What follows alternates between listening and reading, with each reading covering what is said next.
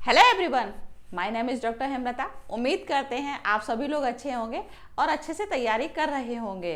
पिछले वीडियो में हमने आपको जीडीपी के बारे में बताया कि जीडीपी क्या है। ठीक है, आज हम आपको इन्फ्लेशन के बारे में बताएंगे कि महंगाई क्या है। तो फर्स्ट ऑफ ऑल हम देख रहे हैं कि आमतौर से महंगाई लगातार बढ़ती जा रही है। पेट्रोल के दाम देख लीजिए, पेट्रोल के दाम वो आसमान छू रहे हैं। सीएनजी वगैरह देख लीजिए, वो भी जो 45 की थी वो 65 70 तक पहुंचने जा रही है। तो ये क्या हो रहा है कि लगातार जो इन्फ्लेशन है बढ़ता जा रहा है। उसका रीज़न क्या है? तो सबसे पहले हम आपको इसका मीनिंग बताएंगे कि मीनिंग है क्या। तो इस मीनिंग में हम बताया है कि inflation is condition of general increase in price.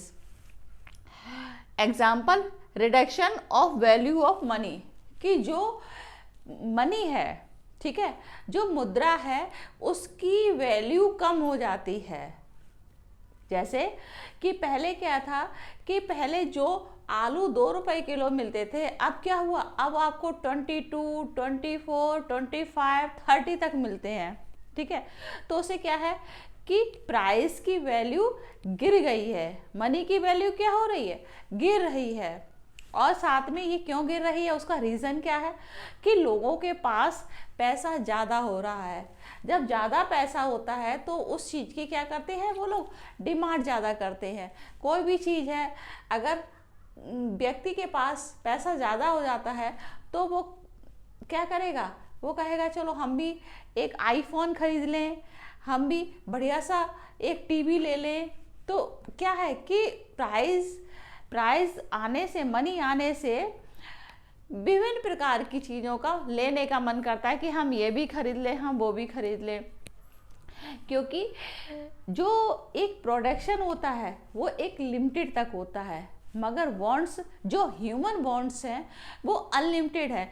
उनकी कोई इच्छाओं का अंत नहीं है। अगर इंसान के पास साइकिल है तो वो चाहेगा कि हम अच्छी सी और साइकिल ले लें, कार ले लें।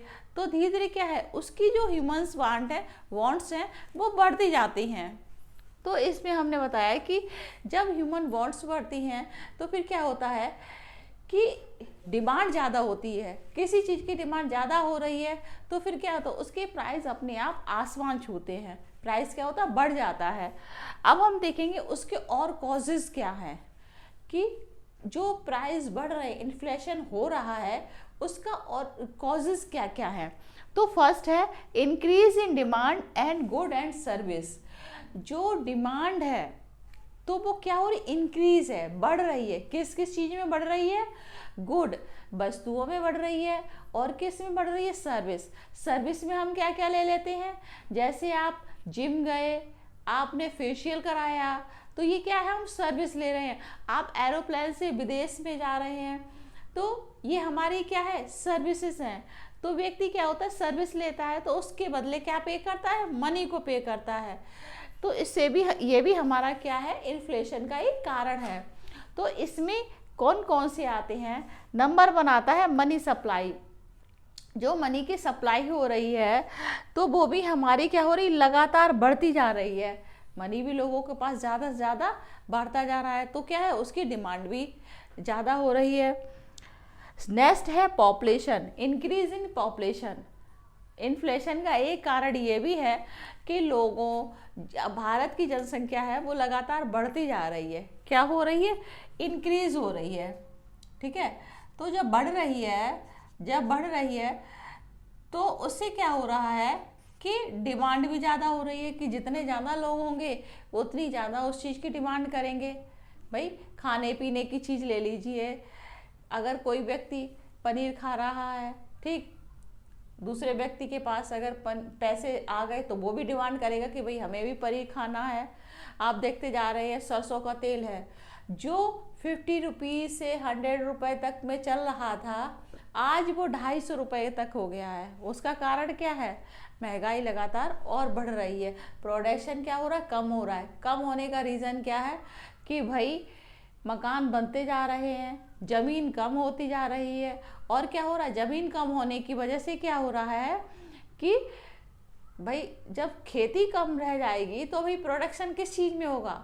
प्रोडक्शन के लिए भी तो भाई लैंड चाहिए, बिना लैंड के प्रोडक्शन तो होगा नहीं।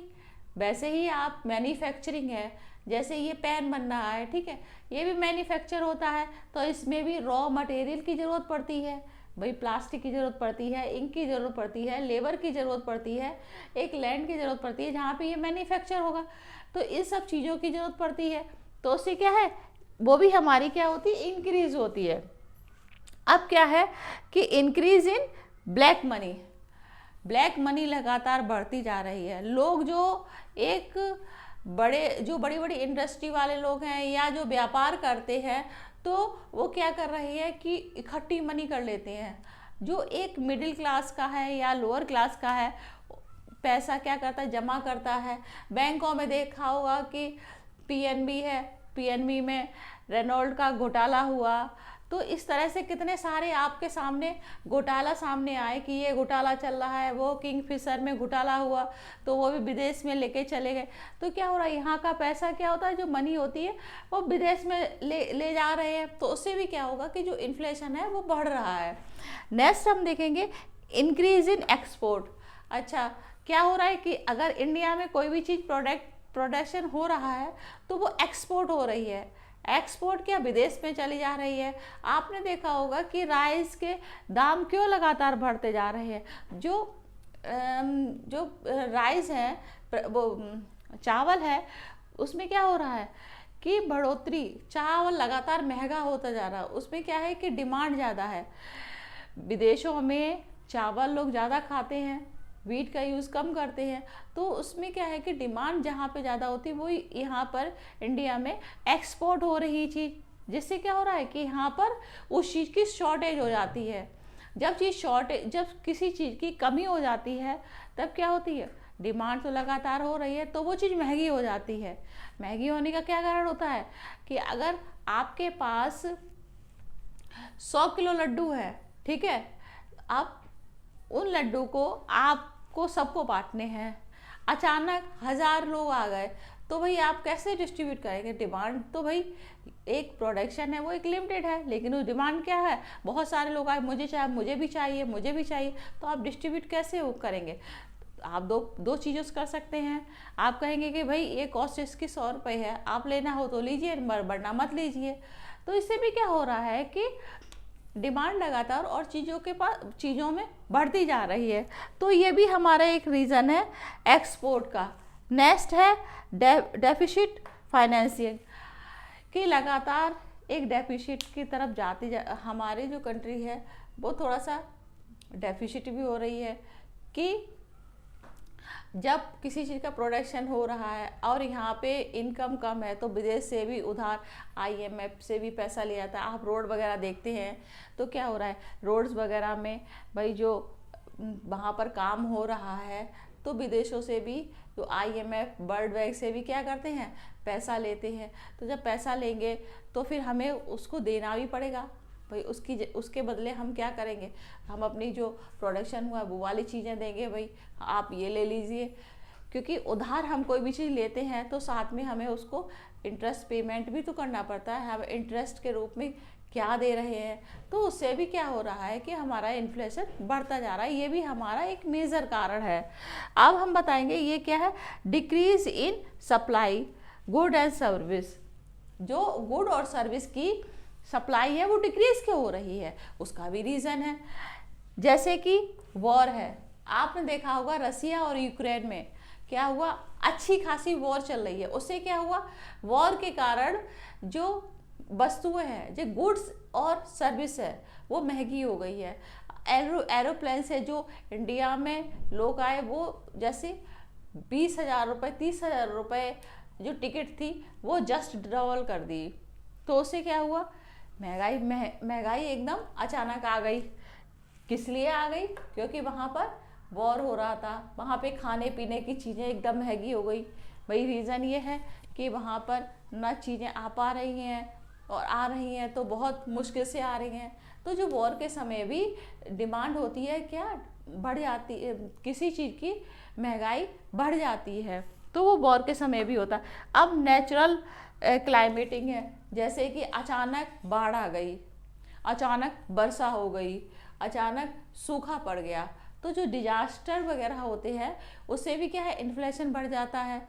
भाई जो हमारी या किसी भी कंट्री की इकोनॉमी होती है वो एग्रीकल्चर पर भी टिकी रहती है। भाई एग्रीकल्चर पे टिके रहने से क्या है कि वहाँ पर जो डिजास्टर वगैरह जब आते हैं तो उससे क्या काफ़ी लॉसेस हो जाते हैं। केरल में जब बाढ़ आ गई थी तो उससे काफ़ी लॉस हुआ था। वहाँ पे जो मसाले वगैरह हैं वहाँ से एक्सपोर्ट होते हैं तो उससे भी लॉस हुआ, तो उससे क्या है और चीज़ें महंगी हो गई। नेक्स्ट है टेक्निकल चेंज। अब मोदी जी कहते हैं कि आप ऑर्गेनिक चीज़ों का यूज़ करिए जिससे कि हमारी हेल्थ अच्छी होगी। सर्वे के मुताबिक कम से कम 2050 तक 2050 तक सुना जा रहा है एक रिपोर्ट में कि लोगों को 85% कैंसर से पीड़ित होंगे। उसका रीज़न क्या है? क्योंकि जो प्रोडक्शन हो रहा है, गेहूँ ले लीजिए, चावल ले लीजिए, दाल ले लीजिए, यूरिया का यूज़ ज़्यादा हो रहा है, केमिकल, कीड़े न लगें, ये सारी चीज़ें न लगें, तो वो जब केमिकल डाला जाता है तो वो हमारे बॉडी में भी जा रहा है, क्योंकि पेड़ में जाएगा तो पेड़ वही ऑब्जर्व भी करता है तो वो हमारी बॉडी में भी जाएगा। तो इसलिए ज़्यादा से ज़्यादा लोगों को अवेयर किया जा रहा है, गांव में भी किया जा रहा है कि आप नेचुरल खाद को ज़्यादा यूज़ करिए, और जिससे क्या होगा कि आपकी हेल्थ कॉन्शियस रहेंगे और आपकी हेल्थ भी अच्छी रहेगी। तो ये भी हमारा एक रीज़न है जिससे कि प्रोडक्शन थोड़ा सा कम हो रहा है, तो इससे भी इन्फ्लेशन बढ़ रहा है। नेक्स्ट है high corporate tax, indirect tax. आपने देखा होगा कि अब लगातार टैक्स भी इंक्रीज हो रहा है, अब तो हर चीज़ में टैक्स लगता जा रहा है। तो जिससे क्या हो रहा है, जब टैक्स लगेगा तो उसमें क्या है कि tax, corporate tax, sale tax, आप खाना खा रहे हैं उसमें टैक्स, जो थाली 150 की आती थी वो खाने की थाली आज रेस्टोरेंट में 250, 350, जबकि सिंपल थाली मिल रही है। उसका रीज़न क्या है? क्योंकि टैक्स है, कभी सर्विस टैक्स, सेल टैक्स, बहुत सारे टैक्स उसमें इंक्लूड कर दिए जाते हैं। तो उससे क्या है, उससे भी क्या होता है, महंगाई बढ़ जाती है। अब हम बताएंगे कि जो महंगाई है, ठीक है, अब हमारे माइंड में आएगा कि इसका मेजरमेंट कैसे होता है। जो मेजरमेंट है हम उसको करते कैसे हैं। तो इसका बेस ईयर लिया गया था 2000, बेस ईयर लिया गया था 2011 और 2012, ठीक है, ये बेस ईयर लिया गया है। तो ये किस तरह से, पहले क्या था, ये WPI होलसेल प्राइस इंडेक्स से मेजरमेंट होता था, लेकिन अब इसको रघुनाथ राजन जी ने CPI होलसेल में सिर्फ जो प्रोडक्शन हुआ है उसको लिया जाता था, लेकिन अब प्रोडक्शन के साथ साथ सर्विसेज को भी लिया जा रहा है, वो हमारी CPI में लेते हैं। जैसे कि आज के टाइम पे 30% है WPI, ठीक है, होलसेल प्राइस इंडेक्स है, और CPI हमारी कितना है 6.95। ये हमारी क्या है, जो इन्फ्लेशन है वो हमारा कितना काउंट हो रहा है 6.95। ये हमारी अप्रैल का है, क्योंकि हर वीकली और मंथली क्या होता है कि ये चेंज होता रहता है कि कितना बढ़ रहा है, कितना घट रहा है।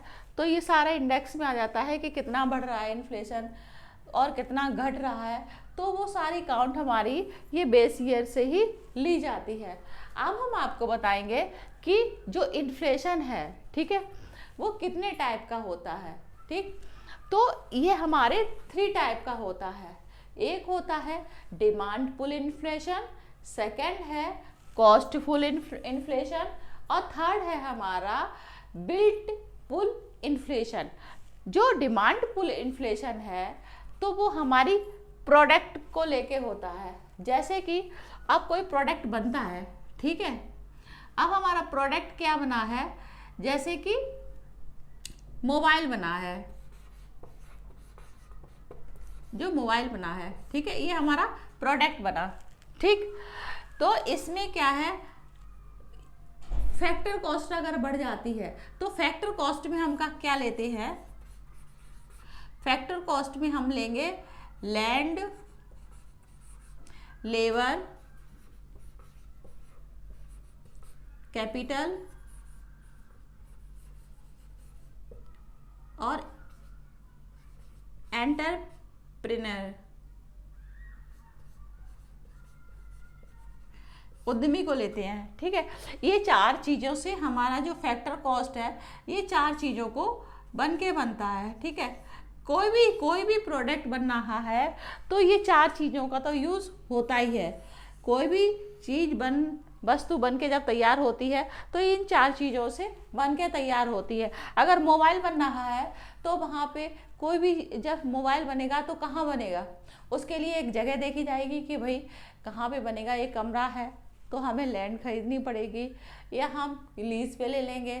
ठीक है, और नेक्स्ट है लेबर, तो लेबर को देखेंगे कि यहाँ की लेबर कैसी है, तो फिर हम लेबर को रखते हैं। कैपिटल को हम लेते हैं और उद्यमी, ठीक है, कि जो बना रहा है उसको लेते हैं। तो अगर इनमें से किसी की कॉस्ट बढ़ जाती है, जैसे अगर लैंड की कॉस्ट बढ़ गई तो प्राइस इंक्रीज हो जाता है, लेबर की कॉस्ट बढ़ गई तो प्राइस इंक्रीज हो जाता है, और अगर कैपिटल